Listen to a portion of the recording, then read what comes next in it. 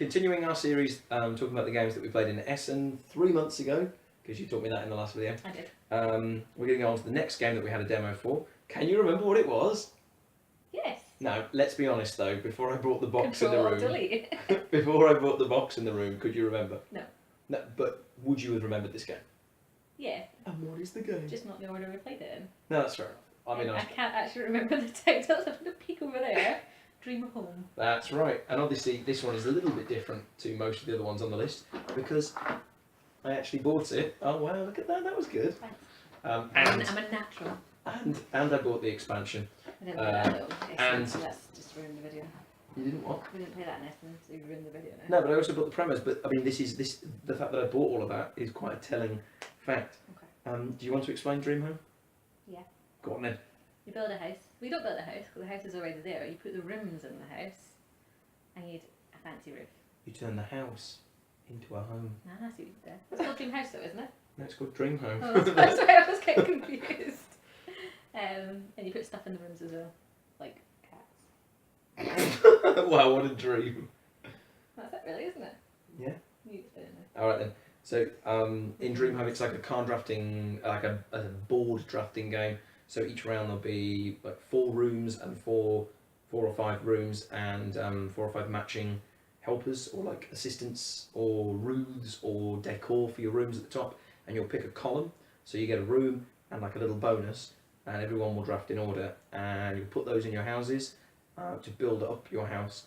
And by the end of the game, everyone will supposedly have their dream home, and you score points based on, oh, I've got 3 living rooms in a row, so that's worth more points, or I've got a bathroom on each floor, so that's worth bonus points, and things like that. Or all my roofs are the same colour, so I get bonus points. It's basically what I said. Yeah, it's what you said. So, shall I vomit forth my opinions? Go for it. Cool. Well, I'm going to read, because I wrote this, so I'm going to read it. Yeah? Because it'll inspire you. Okay. Good. It's a lovely game with adorable artwork and a delightful theme. Couldn't get that out. Yeah, thank you.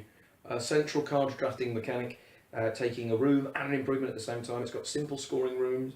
Simple scoring rooms? They are simple, but they're also simple scoring rules that leave enough mystery to the end. You know, like there are some games you play and it's a foregone conclusion who's won, whereas there are other games where... Is your roof all purple? Yeah. You have a window in it and we don't know. Yeah, but also like even like sometimes you can have things like those helpers really boost you, and you know it's like in Seven Wonders when you don't exactly know who's won. Like sometimes someone wins when you don't expect it. It's wonderfully paced. Like Should put your phone on silent. well, that's just the reality of life, isn't it? You know what I should have put it on silent, so I have.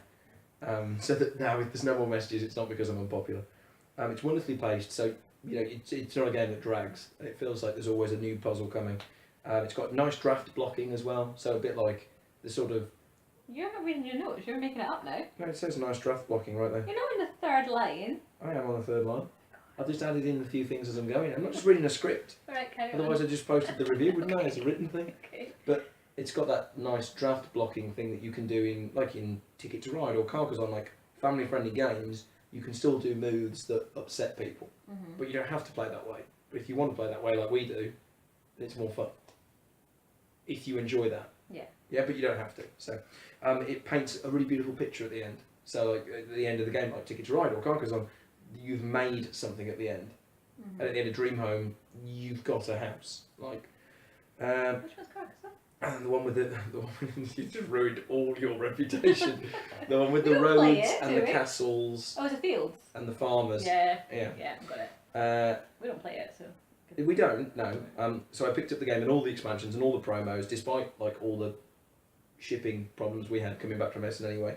I think the game definitely plays best with 4 or more, so that because with a fewer number of players, the options are still the same, but you get rid of one of the columns, and it's just not as competitive with like which ones you're taking. I don't think I've played it with a low amount of people. You may not have actually. I've not played it like twice. Have you not played it 2-player? I don't think so. Do you know what? After this video, we'll play it 2-player. You don't want it?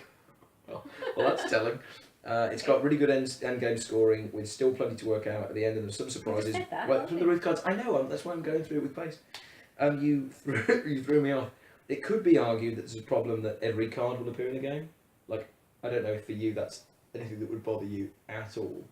Oh, like when you play Castles of Burgundy with 4 people. Correct. Yeah, like you know that the knowledge is going to come out, so it's just a question of when they're coming. Yeah. And in Dream Home, even with less than 4 people, all the cards will come out. So it could be argued there, and some people have found it.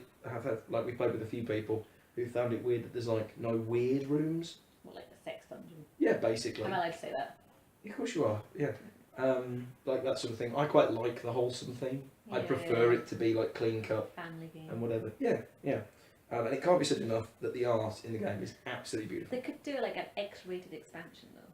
Yeah, well, yes, you could do so. I just feel that would be so jarring. I think you'd be better off I'm not saying I want one. I'm just saying. remaking the game and calling it like Nightmare Home, or you make like a horrible home or something. Yeah. Hmm. Anyway, I mean, obviously, I think it's really, really good. It's a really Do you? easy. We wouldn't have guessed. Well, it's just along the point. Like it's really easy, like going game, and we play with this. I mean, you don't really like games with music that much, but we play with like the Sims soundtrack on, and it's just really chill. I think I've ever played The Sims. Okay, well that's when we play it 2-player, we can put the soundtrack on. Can we just play The Sims?